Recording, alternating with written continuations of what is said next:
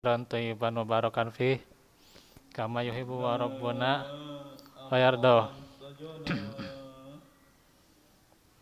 Assalatu wassalamu ala asrafil anbiya'i wal mursalin wa ala alihi wa sahbihi wa man tabi'ahum bi ihsanin ila yaumiddin. Ikhwatu fillah, alhamdulillah di sore ini kita kembali bertemu dalam majelis kita, yaitu kajian tentang hadis, ya, bagaimana hadis dari Ibnu Abbas, dan ini masih menyambung dari kajian kita, ya, kajian tentang sebab-sebab pertolongan Allah, halaman yang ke 64, ya.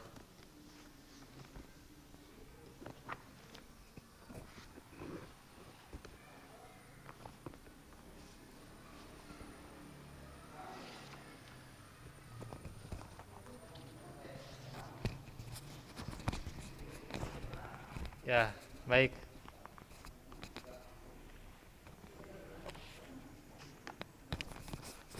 Di antara perkara-perkara yang besar yang wajib dipelihara kemarin tentang sholat, ya, tentang menjaga sholat. Nah, yang kedua yaitu menjaga sumpah, ya. Sumpah, banyak manusia yang terjerumus di dalamnya, ya, dan banyak di antara mereka yang tidak mengetahui implikasi yang ditimbulkannya, sehingga ia tidak memelihara dari sumpah itu dan tidak memegangnya dengan teguh. Karena itu kita jangan asal-asalan kalau bersumpah. Sumpah demi, ya, sumpah ini dan sumpah itu misalnya. Walaupun demi Allah, tapi tujuannya bukan yang baik menurut agama, tujuannya tidak sesuai dengan syariat, maka tidak akan diterima sumpahnya. Karena itu dijelaskan dalam Al-Quran, panjang, ya, ayatnya. A'udzubillahi minasyaitonirrajim. La yu'akhidhukumullahu billagwi fi aymanikum walakin yu'akhidhukum bima aqadtumul ayman. Allah tidak akan menghukum kamu disebabkan sumpah-sumpahmu yang tidak dimaksud untuk bersumpah. Fakafaratuhu it'amu asyarati masakina min awsati ma tut'imuna ahlikum aw kiswatuhum aw tahriru raqabah. Tetapi dia menghukum kamu disebabkan sumpah-sumpah yang disengaja, maka kafaratnya adalah diantaranya memberi makan 10 orang miskin, ya. 10 orang miskin, ya.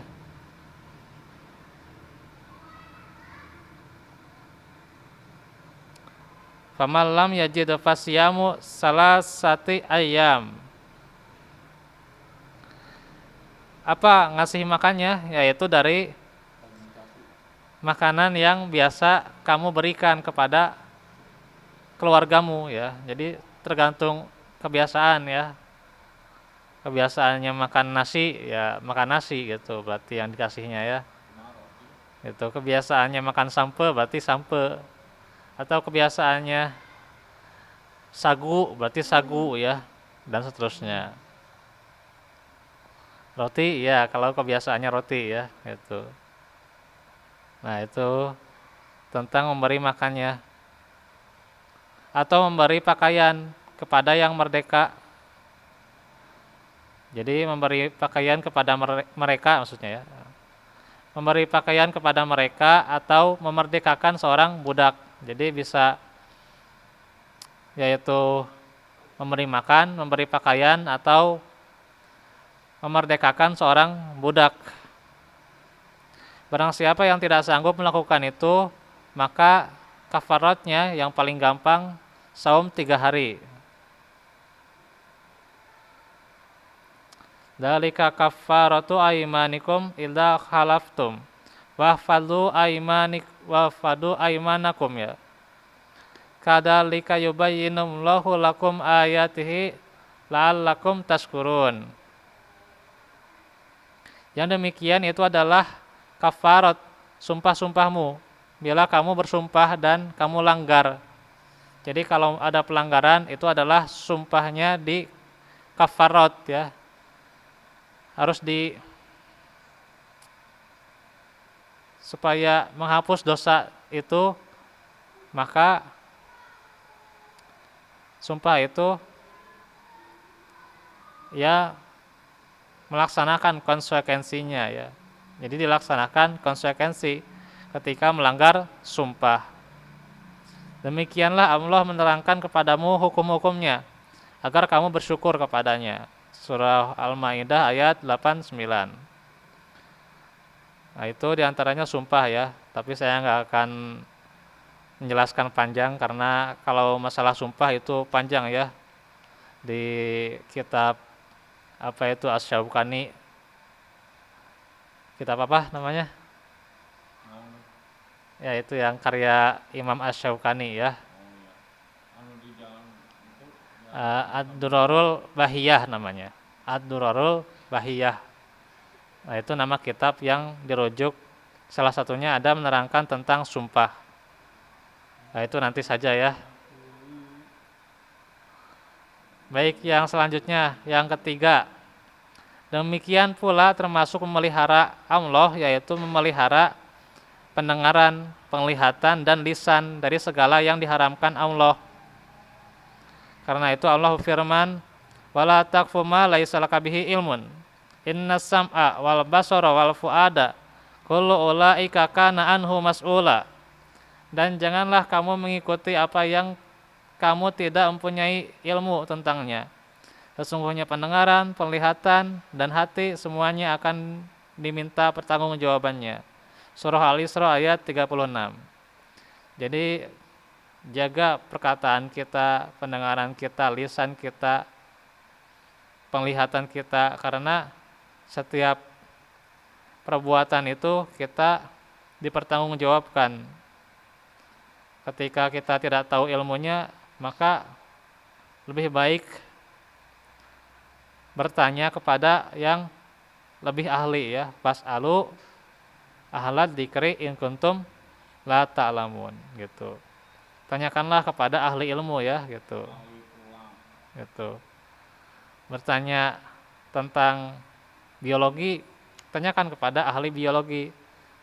Tentang tulang, tanyakan kepada ahli tulang. Begitu juga tentang agama ya. Tanyakan kepada ahli agama. Gitu.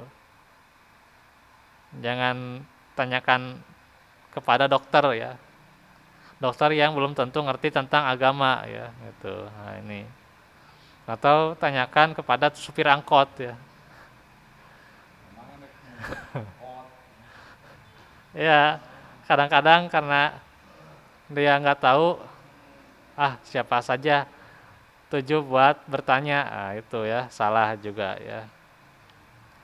Akhirnya ia minta ke supir angkot menanyakan, ya tahu tentang apa ya supir angkot ya, gitu. Ya itu ya. Karena ada saja ya yang seperti itu.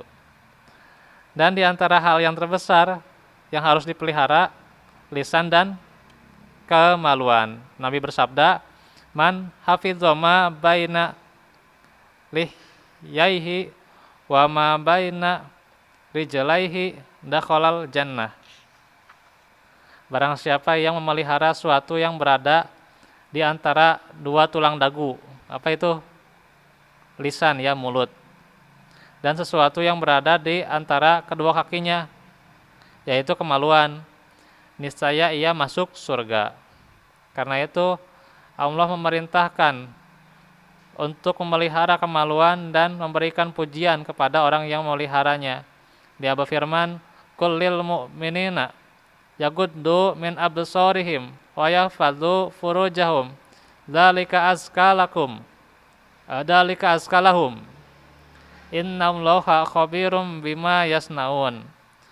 Katakanlah kepada laki-laki yang beriman, hendaklah mereka menahan pandangannya dan memelihara kemaluannya. Yang demikian itu adalah lebih suci bagi mereka, sesungguhnya Allah Maha mengetahui apa yang mereka perbuat. Surah An-Nur ayat 30. Nah, itu diantaranya juga banyak lagi ya. Begitu juga perempuan ya, jaga pandangan ya. Jadi sanesah laki hungkulnya, tapi perempuan juga ya. Qul lil mu'minati yaguddu min absarihinna gitu. Jadi beda saeutiknya, beda domir gitu ya. Lamun cek nu ngarti bahasa Arab mah nya. Beda domir. Ini mah absarihim kalau laki-laki, kalau perempuan absarihinna gitu. Ya gitulah.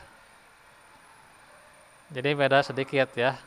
Wa qul lil mu'minati yagdudna gitu. Kalau perempuan yagdudna min absarihinna wa yahfazu furujahunna. Nah gitu. Karena apa? Yang paling banyak itu terbawa zina itu kebanyakan perempuan ya. Iya. Ya walaupun laki-laki juga kadang-kadang gitu ya. Kadang-kadang tertahan gitu. Kadang-kadang tertahan. Ya, walaupun sekali berustad juga ya. Ya itulah, apalagi zaman sekarang gitu ya. Nah itu. Ada pesantren itu ya. Tapi masih ada ikhtilatnya itu. Ada di kita itu masih banyak bermasalah gitu ya. Nah ini memang yang harus kita hindari ya. Supaya tentunya mengingatkan pada saudara kita akan bahayanya zina mata dan juga zina hati ketika belum waktunya dilampiaskan kepada yang salah gitu. Dan seterusnya ya. Banyak yang harus dijaga ya gitu. Termasuk juga nanti tentang keturunan ya. Nah, itu nanti ya. Masih panjang. Dan sabdanya setelah ihfadillaha yahfadka. Niscaya Allah akan menjagamu. Maksudnya, siapa yang menjaga hukum-hukum Allah dan memperhatikan hak-haknya, maka Allah akan menjaganya. Karena balasan itu tergantung dari jenis amalan. Karena itulah penjagaan Allah terhadap hambanya ada dua macam, yaitu penjagaan terhadapnya di dalam maslahat duniawi seperti badan, anak, ya, keluarga dan hartanya. Firman Allah, lahu muaqibatun min bayni yadayhi wa min khalfihi yahfazunahu min amrillah. Bagi manusia ada malaikat-malaikat yang silih berganti, yang selalu mengikutinya bergiliran di muka dan di belakangnya. Mereka menjaganya atas perintah Allah. Innallaha la yughayyiru ma biqaumin hatta yughayyiru ma bi anfusihim. Sesungguhnya Allah tidak akan merubah keadaan suatu kaum hingga mereka merubah keadaan yang ada pada diri mereka sendiri. Wa idza aradallahu biqaumin su'an fala maraddalah. Dan apabila Allah menghendaki keburukan terhadap suatu kaum, maka tidak akan bisa yang menolaknya, tidak akan ada yang bisa menolaknya. Wa ma lahum ya, wa ma lahum min dunihi miwal. Sekali-kali tidak ada perlindung bagi mereka selain Allah, selain Dia. Surah Ar-Ra'd ayat 11. Yaitu Ibnu Abbas mengatakan, mereka adalah para malaikat Allah yang memeliharanya berdasarkan perintah Allah. Apabila telah datang qadar dari Allah, maka mereka berlalu untuk meninggalkannya. Jadi silih berganti ya, malaikat itu menjaga seorang hamba. Mujahid berkata, tidak seorang hamba pun melainkan baginya ada dua malaikat yang menjaganya di saat tidur dan di saat bangun dari gangguan jin, manusia dan binatang. Jadi dilindungi dia itu ya. Fisiknya, jiwa, hartanya, keluarganya demikian. Ya, kita bangun kan pasti sama ya. Keluarga kita sama ya gitu. Makanya itu nikmat ya. Nikmat. Pernah nggak bangun tiba-tiba hartanya nggak ada ya. Jadi bukan dibawa tuyulnya, nggak ada tuyul itu ya. Di dalam Islam tidak ada yang namanya tuyul ya. Gitu. Pernah nggak? Iya. Nah itu nikmat ya. Ketika bangun hartanya masih ada, keluarga masih ada, itu nikmat. Anaknya, ayahnya masih ada, sama-sama ya.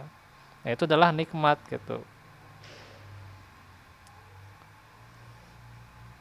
Karena itulah maka ada sesuatu pun yang mendatanginya kecuali ia malaikat berkata mundur, kecuali sesuatu yang telah ditakdirkan oleh Allah padanya, maka ia akan menimpanya.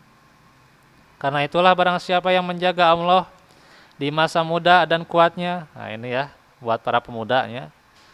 Jadi sanes mikiran kolotnya, pakai aplikasi apa itu yang baru face up-nya, naonan gitulah, merubah ciptaan Allahnya. Ulah lah syirik itu mah. Syirik, Pak. Kan ngaramal namanya ge. Ngaramal, Pak. Ya. Karena kan face up itu aplikasi yang meramal masa tua. Artinya kalau dipakai syirik gitu. Atuh bahayanya boga amal kemudian terus umroh tentunya haji lah. Nah, jadi nggak usah dipakailah aplikasi apaan gitunya macam-macam wae tanu pemuda gitu. Pakai face up kayak naon gitulah. Karena itu beruntung saya juga ya pakai HP jadul gitu ya. Luar biasa. Yang penting Android lah. Jadi kembali ke tema ya. Jadi pikirkan masa muda dan kuatnya. Karena itu Allah pasti akan menjaganya di saat tua dan lemahnya, kekuatannya, serta memberikan kenikmatan kepadanya dengan pendengaran, penglihatan, daya kekuatan dan akalnya. Karena itu sebagian ulama ada yang sudah melewati usia ratusan tahun, tuh luar biasa ratusan tahun ya, dan masih menikmati kekuatan dan akalnya. Pada suatu hari ia melompat dengan lompatan yang kuat tuh. 100 tahun lompatan kuatnya. Di kita mah 60 tahun awe geus kumaha gitu loncatnya. Nah, gitu ya. Karena itulah maka ia dicela orang karena hal itu. Lalu ia menjawab, "Ini adalah anggota tubuh yang kami pelihara dari perbuatan maksiat di masa muda, maka Allah menjaganya untuk kami di masa tua." Atau nanti juga tentang keturunannya. Bagaimana Allah menjaga keturunannya? Seperti contohnya Sa'id Ibnul Musayyab ya. Bagaimana keturunannya itu adalah orang-orang yang soleh gitu. Nah itu nanti kisah dari Sa'id Ibnul Musayyab kita lihat di kajian berikutnya. Barakallahu li wa lakum. Itu saja ya yang bisa disampaikan. Hari Selasa nanti kita lanjut lagi tentang kajian manhaj salaf ya, akidah salaf, yaitu sumber dari akidah salaf. Ya. Baik ya. Walafu minkum. Subhanakallahumma bihamdik asyhadu an la ilaha illa anta astaghfiruka wa atubu ilaik. Walhamdulillahirabbil alamin. Rabbana atina min ladunka rahmah wa hayyi lana min amrina rasyada. Rabbana atina fid dunya hasanah wa fil akhirati hasanah wa qina adzabannar. Assalamualaikum warahmatullahi wabarakatuh.